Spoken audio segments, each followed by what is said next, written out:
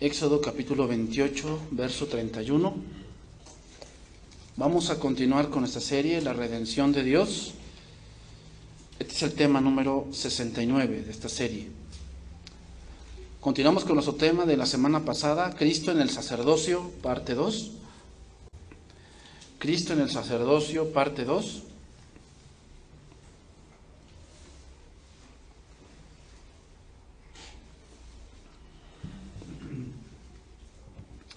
Éxodo 28, versículo 31, dice ahí: harás el manto del efod todo de azul. En medio de él por arriba habrá una abertura, la cual tendrá un borde alrededor de obra tejida, como el cuello de un coselete, para que no se rompa. Y en sus orlas harás granadas de azul, púrpura y carmesí alrededor, y entre ellas campanillas de oro alrededor. Una campanilla de oro y una granada, otra campanilla de oro y otra granada en toda la orla del manto alrededor. Y estará sobre Aarón cuando ministre, y se oirá su sonido cuando él entre en el santuario delante de Jehová, y cuando salga, para que no muera. Harás además una laminilla de oro fino, y grabarás en ella como grabadura de sello: santidad a Jehová. Hermanos, los capítulos 28 y 29 de Éxodo es una sombra de lo que es el sacerdocio el día de hoy. Obviamente, con nosotros como creyentes no hay una vestimenta oficial como lo es aquí, pero los principios siguen vigentes. Vamos a ver primero de Pedro 2:5. ¿Cuáles principios? Orden, santidad, dedicación, humildad. Esos son principios que siguen vigentes. O sea que Dios se los dijo a los sacerdotes de esos tiempos, y ahora todos nosotros, todos, hombres y mujeres, somos sacerdotes de Dios. Y obviamente, como te dije, no hay que te vas a vestir una vestidura así de todo de blanco, o te vas a poner una bata, o te vas a poner un gorrito. No vamos por esas cosas. La Biblia dice que hay que vestirse con pudor, ¿okay? Con orden. Pero no vamos a entrar en ese punto, sino vamos a entrar en el punto del corazón. ¿Ok? Primero de Pedro 2:5. Vosotros también, dice ahí, como piedras vivas, sed edificados como casa espiritual y sacerdocio santo. Vemos otra vez, se repite esa palabra, santo. Para ofrecer sacrificios espirituales aceptables a Dios por medio de Jesucristo. Por lo cual también contiene la Escritura: he aquí pongo en Sión la principal piedra del ángulo, escogida, preciosa, y el que creyere en él no será avergonzado. Lo que quiere decir aquí es que la base del sacerdocio cristiano ahora es Cristo. Es decir, nadie es sacerdote de Dios si no ha nacido de nuevo. Todos somos reyes y sacerdotes, pero eso solamente se obtiene, o ese título se obtiene, cuando hemos nacido de nuevo. Para vosotros, pues, los que creéis, dice ahí, Él es precioso. Pero para los que no creen, la piedra que los edificadores desecharon ha venido a ser cabeza del ángulo, y piedra de tropiezo y roca que hace caer, porque tropiezan en la palabra, siendo desobedientes, a lo cual fueron también destinados. Mas vosotros sois linaje escogido, real sacerdocio, nación santa. Nuevamente esa palabra se repite, nación santa, pueblo adquirido por Dios, para que anunciéis las virtudes de aquel que os llamó de las tinieblas a su luz admirable. Vosotros que en otro tiempo no erais pueblo, pero que ahora sois pueblo de Dios, que en otro tiempo no habíais alcanzado misericordia, pero ahora habéis alcanzado misericordia. Entonces, ahí vemos una palabra que se repite mucho, santidad. ¿Qué cosa es santidad? Santidad no es que nunca peques. Eso es imposible. Eso no lo vamos a lograr hasta que nuestro cuerpo sea glorificado. Pero ¿qué es santidad? Aborrecer lo que Dios aborrece. ¿Ok? Aborrecer lo que Dios aborrece. Una de las partes que tiene el mundo es que a lo bueno le llama malo. ¿Qué es algo bueno? Vamos a poner un ejemplo: el matrimonio. ¿Quién ideó el matrimonio? Dios. Porque cuando Adán y Eva estaban, no había registro civil, no había juzgados, no había nada de eso. Es Dios quien instituyó eso. Quiere decir que es bueno. Ahora, el matrimonio fue instituido antes de la caída. ¿Por qué el matrimonio se ha vuelto pesado? Por el pecado. Por eso se ha vuelto pesado, por eso se ha vuelto difícil. Pero ¿cómo lo toma el mundo? Como que es una aprobación de la sociedad. O sea, piensan que la sociedad fueron los que impusieron eso. No. Fue Dios. Entonces, ¿qué es la santidad? Que veamos esas cosas que Dios impuso como algo sagrado. Como algo que Dios ha puesto porque es bueno para el ser humano. Entonces vamos a continuar con las vestiduras del sacerdote. Ya hemos visto la ropa interior de lino, la túnica bordada, el cinto de la túnica, el manto del efod. Ahora vamos a pasar al efod. El efod es eso que tiene ahí, ese que parece babero, ese es el efod. Que parece babero, ese es el efod. Como les dije, vamos a entrar un poco a lo que significa, no tanto a lo que, cómo era hecho y eso. No, vamos a ver lo que significa. Efod en el hebreo, hermanos, significa una túnica sin mangas o una prenda de vestir de humillación. ¿Recuerdas aquel pasaje cuando dice que David danzaba con un efod? Es decir, se quitó las ropas reales, las ropas espléndidas, y se puso como un tipo babero. Eso es un efod. El efod, hermanos, tenía los colores de las cortinas del tabernáculo.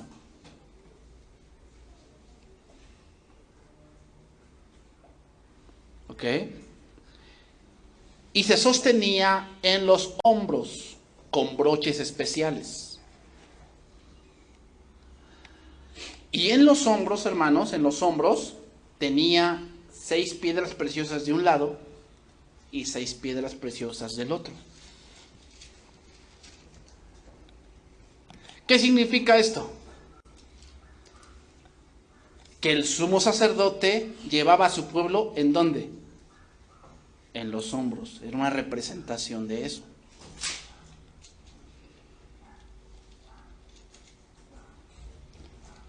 El efod, hermanos, hacía ver al sacerdote como que él era un siervo del pueblo.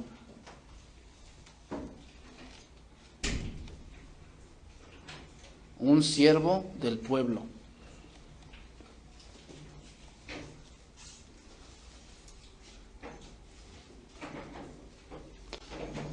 Cuando tú vas a cargar algo muy pesado, ¿dónde lo cargas? Aquí en los hombros, ¿no? Lo subes el bulto, el costal, lo subes aquí porque aquí es donde tienes la fuerza. ¿Qué significa? Que la vida del creyente, ¿dónde está puesta? En los hombros del Señor. Por eso nada ni nadie que nos podrá separar del amor de Cristo. El efod, hermanos, tipifica la fuerza del omnipotente y el amor infinito de Cristo. Eso tipifica.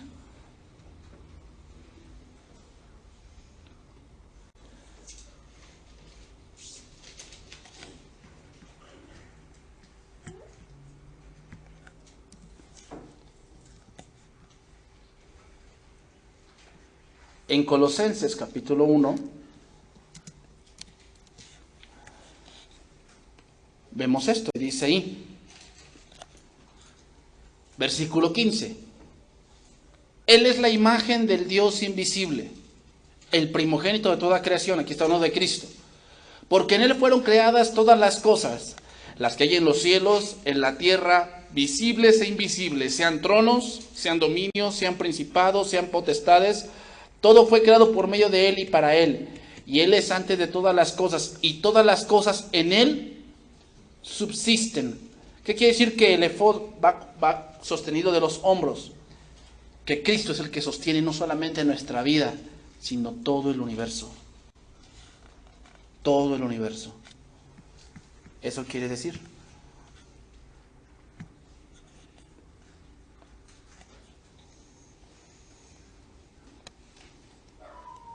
Y Él sostiene, hermanos, aún al miembro más pequeño de la iglesia.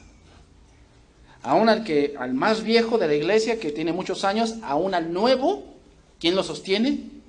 Dios, Cristo. Cristo lo sostiene. Y vemos ahí que después hay una tablilla, ahí enfrente. Eso se le llama el pectoral. El pectoral. En Éxodo 28:15 se nombra esta pieza, el pectoral.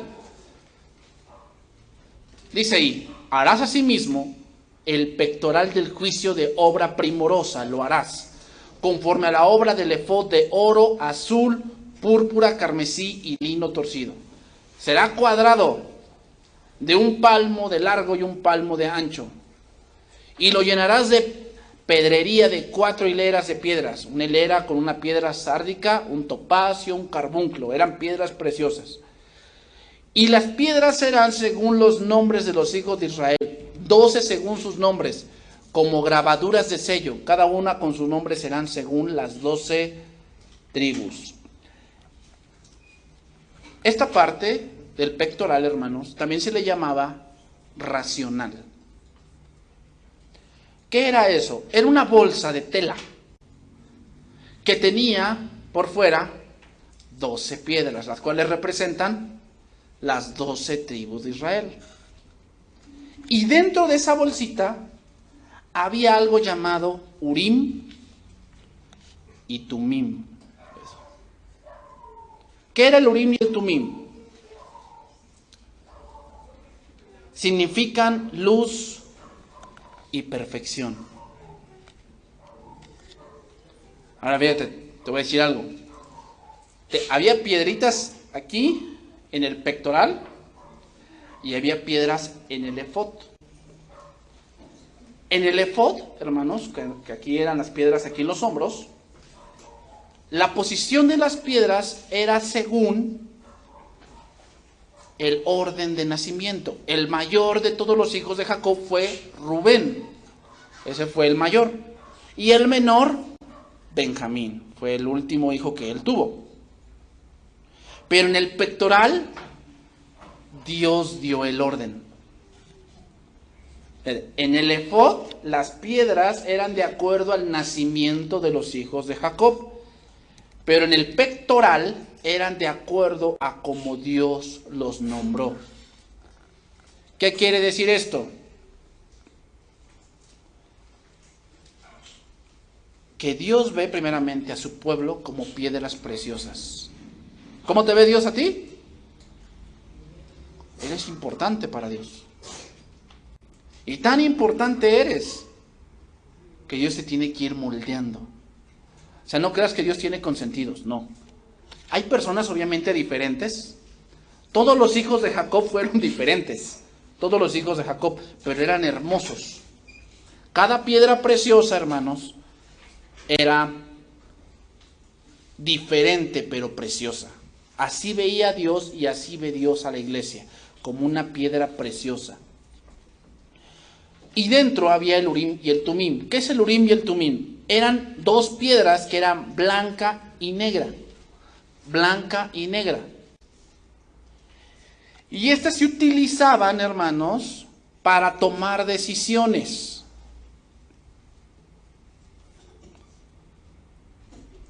Si la persona sacaba una piedrecita blanca, ese era un sí. Y obviamente si sacaba la negra, quería decir no. Primer libro de Samuel, capítulo 23. Vamos a ver cómo aquí se utilizaba esto. En la Biblia se le llama echar suertes.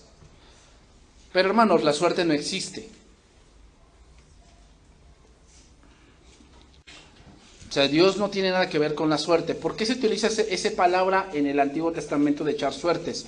Porque es la palabra castellana más cercana a lo que se intenta hacer. Pero no era una suerte. Obviamente se buscaba la voluntad de Dios. Y esto lo hacía el sacerdote. Dice, Aconteció, versículo 6, primer libro de Samuel, capítulo 23, versículo 6. Aconteció que cuando Abiatar, hijo de Ahimelech, huyó siguiendo a David, a Keila, descendió con el efod en su mano. ¿Qué llevaba? El babero y llevaba el pectoral. Esas cosas los llevaba. Y fue dado aviso a Saúl que David había venido a Keila. Entonces dijo Saúl: Dios lo ha entregado en mi mano, pues se ha encerrado entrando en ciudad con puertas y cerraduras. Y convocó Saúl a todo el pueblo a la batalla para descender a Keila y poner sitio a David y a sus hombres. Mas entendiendo David que Saúl ideaba el mal contra él, dijo a Abiatar, sacerdote: trae el efod. ¿Por qué? Porque va a consultar a Jehová. Y dijo David: Jehová, Dios de Israel, tu siervo tiene entendido que Saúl trata de venir contra Keila a destruir la ciudad por causa mía. ¿Me entregarán los vecinos de Keila en sus manos? ¿Descenderá Saúl como ha oído tu siervo? Jehová, Dios de Israel, te ruego que lo declares a tu siervo. Y Jehová le dijo: sí, descenderá. ¿Qué quiere decir? Oró y en ese momento metió la mano. Hizo preguntas: ¿descenderá esto, el otro? Y metió la mano. ¿Y qué sacó? Una piedra blanca. ¿Qué quiere decir? Sí. Dijo luego David: ¿me entregarán los vecinos de Keila a mí y a mis hombres en manos de Saúl? Y Jehová respondió otra vez. Metió la mano en el pectoral. ¿Y qué sacó? Una piedra blanca. Significa: os entregarán. Ahora, había veces, Saúl mismo dijo que ni por Urim ni Tumim Dios contestaba a su petición. ¿Cómo era esto? Bueno, se cree en los escritos así de los rabinos, se cree que cuando el Urim y el Tumim no servía era porque tú preguntabas algo cuerdo y salía algo que era en desacuerdo a. Por decir, decías: el cielo es azul, y metías la mano y sacabas la negrita. Tú decías: es que eso no es cuerdo. Eso, o sea, primero hacían prueba y después ya hacían la pregunta.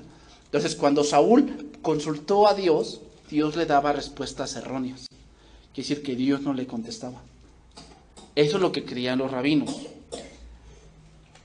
Así, a través del sumo sacerdote, hermanos, se podía saber la voluntad de Dios. ¿Qué quiere decir esto? Ahora, ¿cómo sabemos la voluntad de Dios? A través del Hijo. Hebreos capítulo 1, verso 1. O sea, ya no necesitamos piedritas, hermanos, Ya no necesitamos piedritas, ya no necesitamos Urim y Tumim. Ahora, ¿qué necesitamos? La palabra.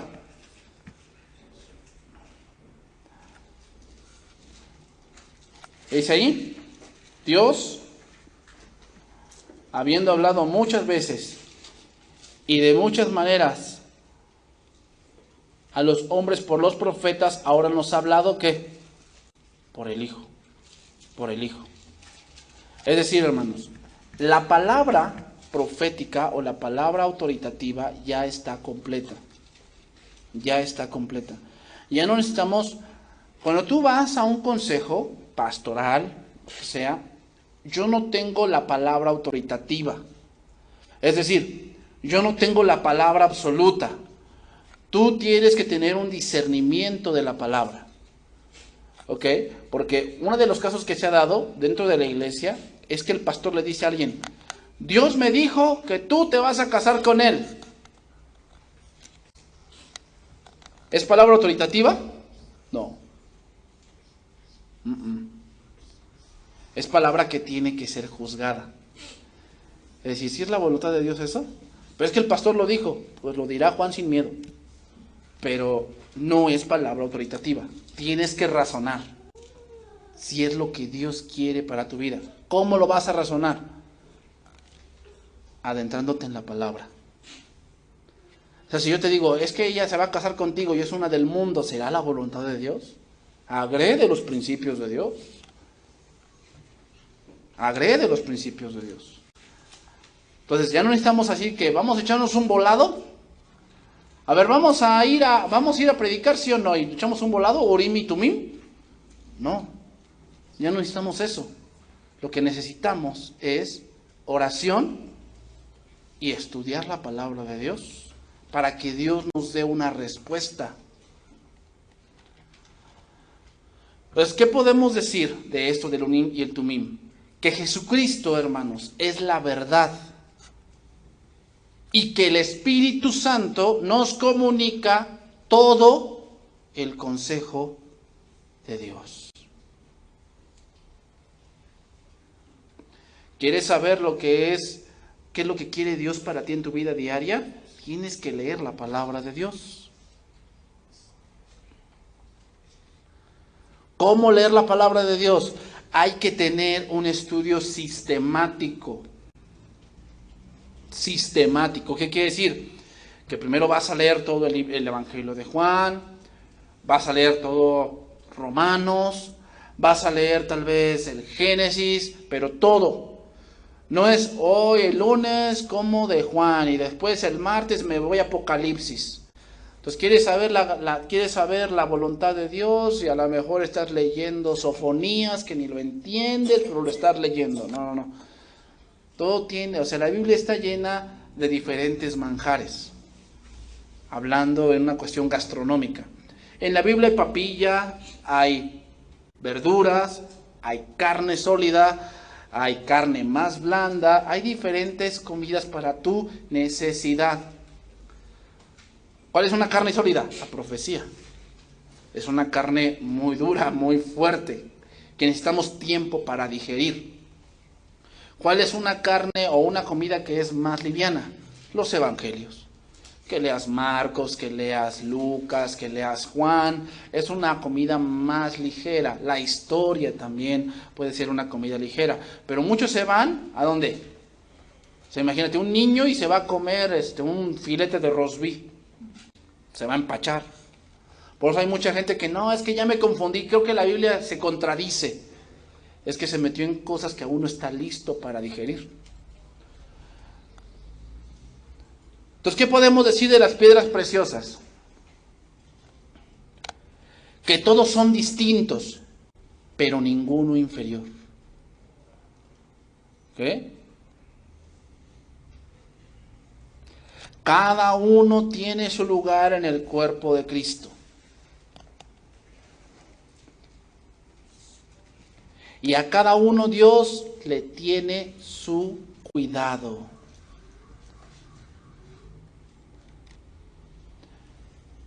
¿Quién nos separará del amor de Cristo? ¿Tribulación, o angustia, o persecución, o hambre, o desnudez, o peligro, o espada? Como está escrito, por causa de ti somos muertos todo el tiempo. Somos contados como ovejas de matadero. Antes, en todas estas cosas, somos más que vencedores por medio de aquel que nos amó, por lo cual estoy seguro de que ni la muerte, ni la vida, ni ángeles, ni principados, ni potestades, ni lo presente, ni lo porvenir, ni lo alto, ni lo profundo, ni ninguna otra cosa creada, nos podrá separar del amor de Dios, que es en Cristo Jesús, Señor nuestro. Eso es Romanos 8, 35 al 39. El pectoral, hermanos, estaba cerca del corazón del sacerdote. ¿Qué quiere decir? Que ¿dónde nos tiene el Señor Jesucristo? Cerca de... Por eso nada nos podrá separar del amor de Dios. ¿Por qué? Porque estamos cerca de su corazón. Nada nos podrá separar del amor de Dios. Seguimos adelante. La mitra y las tiaras. La mitra es el gorrito que tiene ahí arriba, que parece como un gorro de los chefs, ¿no? Pero el de los chefs es más largo.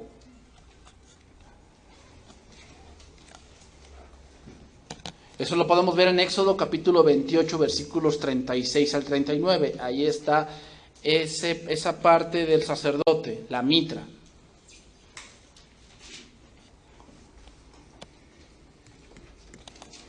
Era de lino blanco.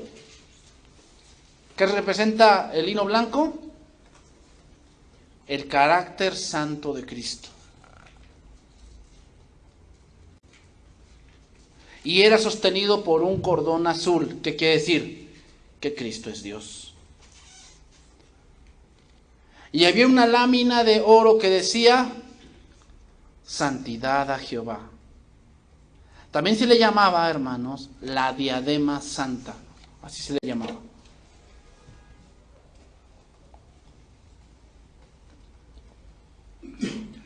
A ver, una pregunta aquí surge. ¿Por qué esa laminilla va en la cabeza y no, por decir, en la cintura?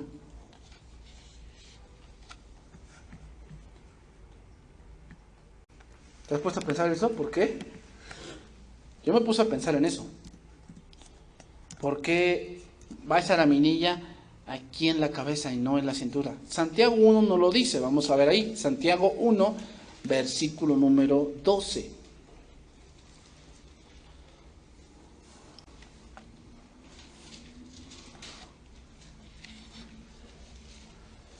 Dice ahí, bienaventurado el varón que soporta la tentación, porque cuando haya resistido la prueba, recibirá la corona de vida que Dios ha prometido a los que le aman. Cuando alguno es tentado, no diga que es tentado de parte de Dios, porque Dios no puede ser tentado por el mal, ni Él tienta a nadie, sino que cada uno es tentado cuando de su propia concupiscencia es atraído y seducido. Concupiscencia, hermanos, son deseos desordenados y pensamientos que ¿dónde se originan? En la mente. En la mente. Hermanos, la santidad no inicia en donde estás, sino en lo que piensas. Si yo te hiciera una encuesta de qué piensas de ciertos temas, nos daríamos cuenta de cómo es tu vida de santidad. Por decir, ¿tú qué piensas del día de ayer? De San Valentín.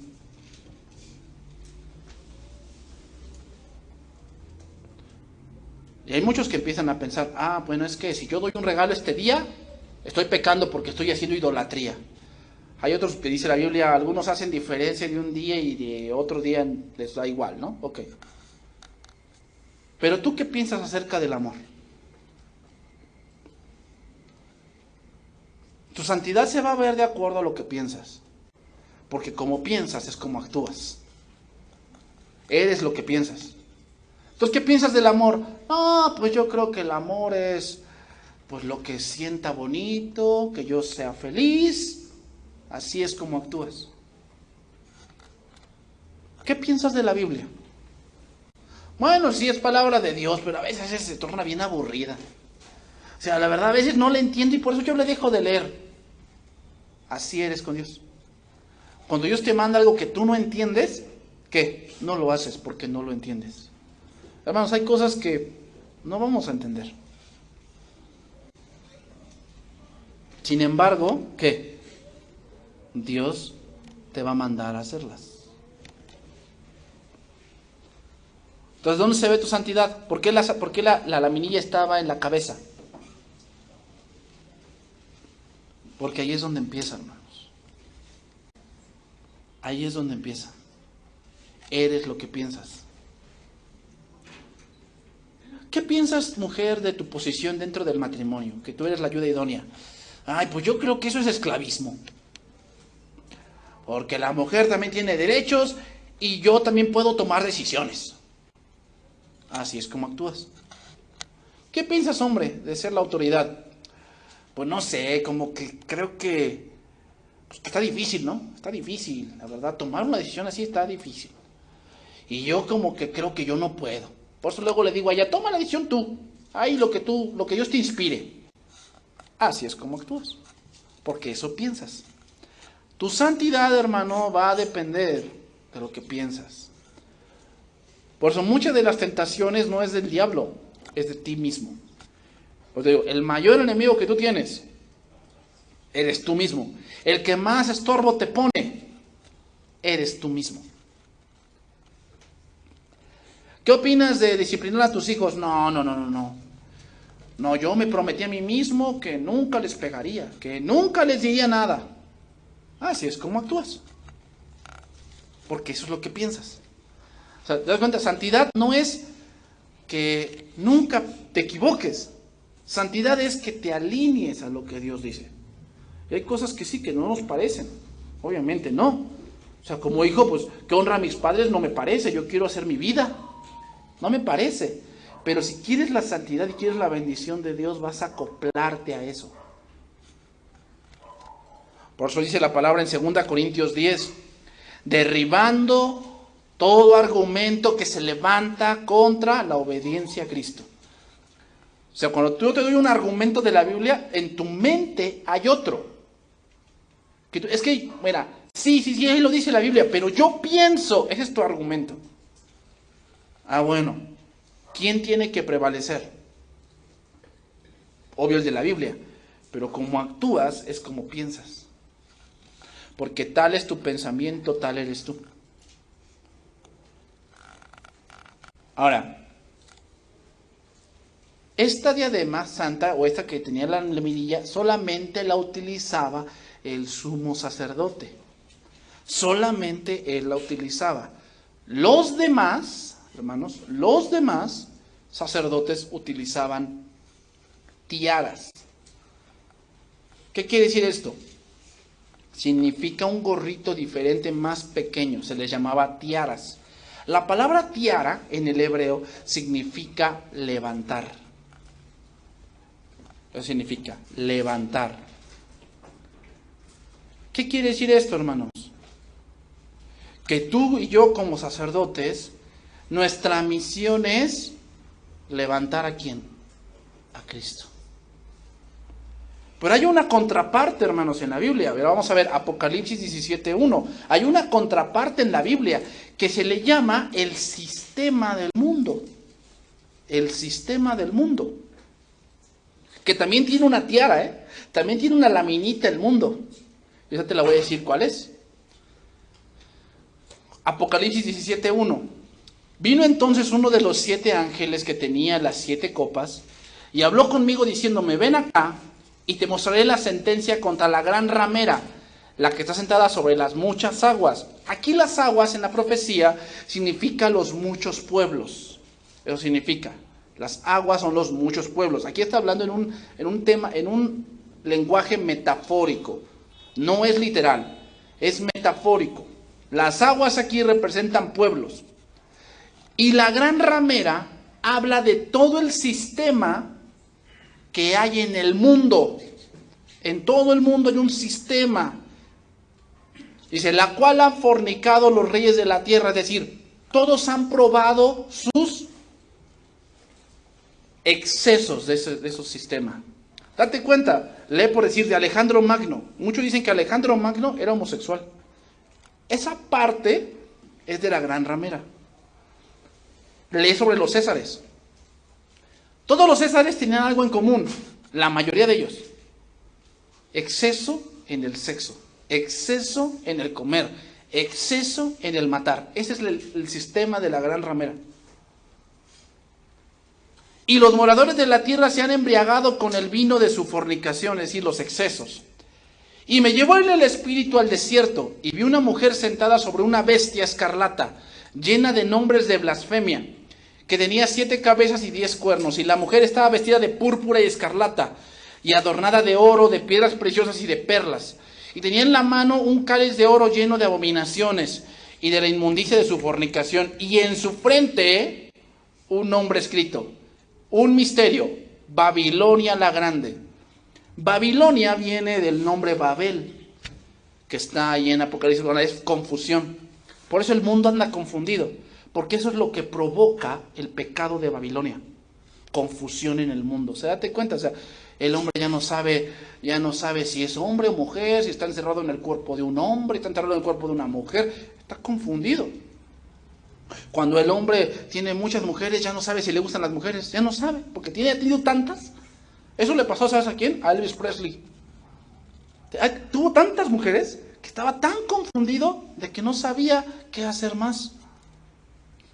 Un ejemplo claro es Julio César Chávez.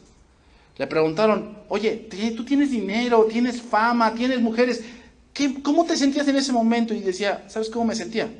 Vacío. Por eso me metí a las drogas, porque me sentía vacío. Eso es lo que hace Babilonia. Babilonia es todo el sistema que hay de excesos, de drogas, de sexo, mujeres, todo eso es Babilonia. Dice, un misterio, la Babilonia la Grande, la madre de las rameras y de las abominaciones de la tierra. Y vi a la mujer ebria de la sangre de los santos. ¿Qué quiere decir eso? Que es ese sistema quien ha matado a miles y millones de cristianos. Es ese sistema. Y de la sangre de los mártires de Jesús. Y cuando la vi, quedé asombrado con gran asombro. ¿Por qué? Porque todos los imperios han tenido esta parte. De Babilonia la Grande. Entonces, ¿cuál debe ser la laminilla del cristiano aquí en la frente? Santidad a Jehová. Y hermanos, esta es la grande razón por la cual Dios rechazó el sacerdocio levítico. ¿Por qué? Por falta de santidad. Falta de santidad. Hebreos 7:12. Y vámonos yendo por la parte final. Hebreos 7:12.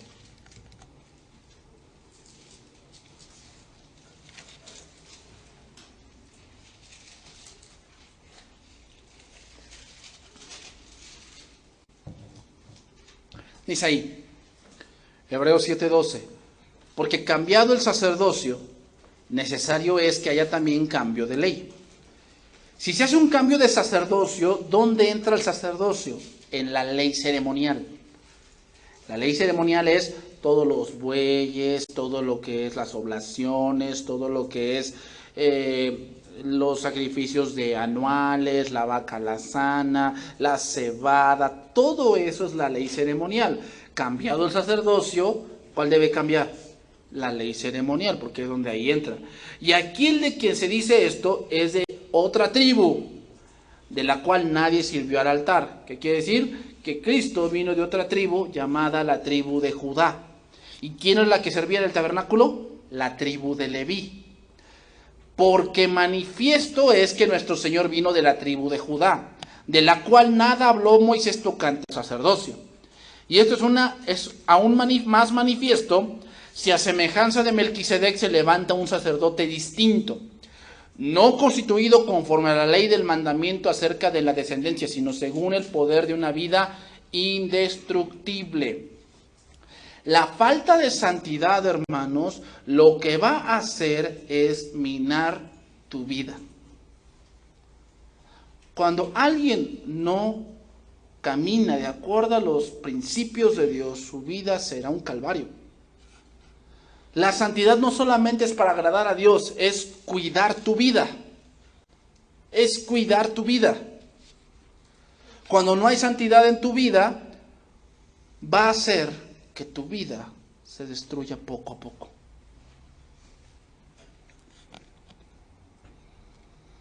Vamos a terminar con este pasaje, Jueces capítulo 17, verso 4.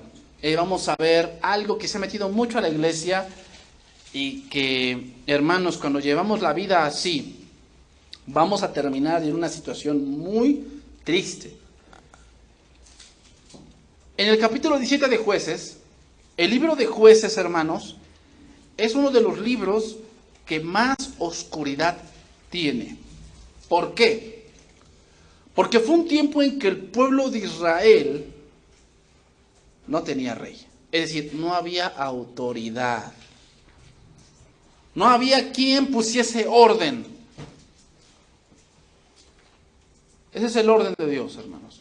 Toda iglesia debe tener un pastor. ¿Por qué? Porque ese es el orden de Dios. Debe haber una autoridad. Porque cuando no hay autoridad, vamos a entrar en algo que se llama anarquía. ¿Quién era la autoridad del sacerdocio? Jehová. Si quitamos a Jehová, ¿cómo se pone el sacerdocio? Como una anarquía. Sirvo cuando puedo, cuando quiero y como quiero. Eso no es el sacerdocio que Dios quiere. Dice ahí. Aquí vemos a un hombre llamado Micaía. Micaía. ¿Sabes qué significa el nombre Micaía? El que hace las cosas como le conviene. Ese es Micaía. Mas él devolvió el dinero a su madre, y tomó su madre 200 siclos de plata y lo dio al fundidor, quien hizo de ellos una imagen de talla y una de fundición, la cual fue puesta en la casa de Micaía. Este hombre Micaía tuvo casa de dioses, e hizo efod y terafines.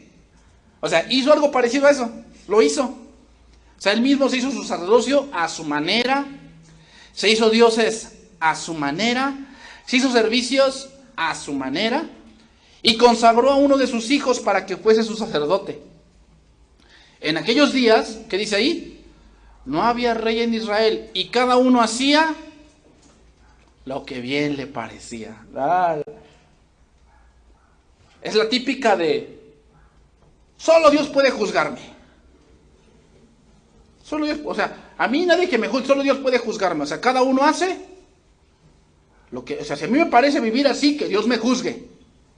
No, para eso está la autoridad. Por eso dice, en aquellos días no había rey en Israel, y cada uno hacía, ¿qué? O sea, cuando en tu casa cada uno hace lo que bien le parece, es porque no hay autoridad. No hay. Por eso cada quien hace, ¿qué? Lo que quiere. Si quiero llego a las 7 y si quiero llego a las 10, no hay problema. Cada uno aquí hace lo que bien le parece, ¿verdad? Sigue diciendo. Le vio un joven de Belén de Judá, de la tribu de Judá, el cual era levita y forastero allí. Este hombre partió de la ciudad de Belén de Judá para ir a vivir a donde pudiera encontrar lugar, porque cada uno hacía. O sea, ¿cuál era el lugar de ese levita? El tabernáculo, porque era un levita, tenía que servir a Dios. ¿Por qué no estaba haciendo eso? Porque estaba haciendo lo que Dios le dijo. Es lo que hoy ponen de pretexto. Como quiero hacer lo que yo quiero, Dios me dijo.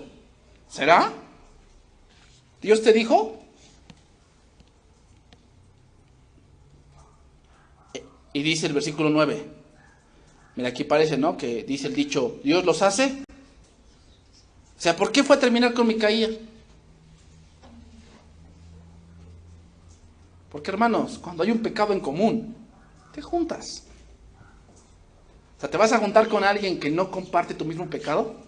Dice palabra en Oseas, ¿andarán dos juntos si no anduvieren de acuerdo? Pero qué casualidad, cuando tienen un pecado en común se juntan. No se llevaban, pero ahora ya se llevan porque tienen un pecado en común. ¿De dónde vienes? Y el levita le respondió, soy de Belén, de Judá, y voy a vivir, ¿qué? Pues donde pueda. O sea, yo quiero poner una iglesia, pero no sé dónde. ¿Dónde tú me recomiendas que ponga una iglesia? No, pues ponla allá en Tijuana. Allá hay dinero. Ponla ahí. Entonces Micaía le dijo, quédate en mi casa y serás para mí padre y sacerdote. Y yo te daré 10 ciclos de plata por año, vestidos y comida. Y él que dijo, de aquí soy. Como dicen algunos, Señor, no me des, ponme donde hay. Típico político, ¿no? Ponme donde hay, que yo me sirvo. Agradó pues al levita morar con aquel hombre y fue como para él como uno de sus hijos. Y Micaía consagró al levita y aquel joven le servía de sacerdote y permaneció en casa de Micaía. Y Micaía dijo, ahora sé que Jehová me prosperará, porque tengo un levita por sacerdote. Lo importante, hermanos, no es la vestimenta. Ahí está, sí, es muy hermosa. Eso no es lo importante. ¿Qué es lo importante? El corazón. Nosotros somos sacerdotes, hermanos. Y Dios no está mirando en sí cuál es la marca de tu ropa. Lo que Dios está mirando es tu corazón. Si de verdad hay humildad, si de verdad hay deseo de conocer a Dios. Aquí no importa la edad, aquí no importa de qué estatus económico seas. Lo que importa aquí es que si tienes deseo de agradar a Dios. Ese es el sacerdocio, hermanos. Te digo, principios como la humildad, la santidad, el amor, el servicio, son cosas que nosotros mismos debemos llevar. Nosotros mismos debemos llevarlas. No era solamente para ellos. Hoy Dios no mata a personas. Pero sin duda hay una cosa que es importante. Es que cuando un servidor sirve con las manos sucias a Dios, su vida poco a poco va a morir. Por eso, en algunos casos es mejor que se sienten. Porque si siguen sirviendo así, van a morir espiritualmente. Es decir, van a entrar en un desánimo tal que van a apostatar. Tal vez Dios ya no mate como antes, pero sin duda el servicio o te bendice o te mata. Por eso es importante que sirvamos como en santidad, es decir, conscientes de a quién servimos y conscientes de cuál es nuestra posición delante de Dios. Que Dios bendiga su palabra, hermanos.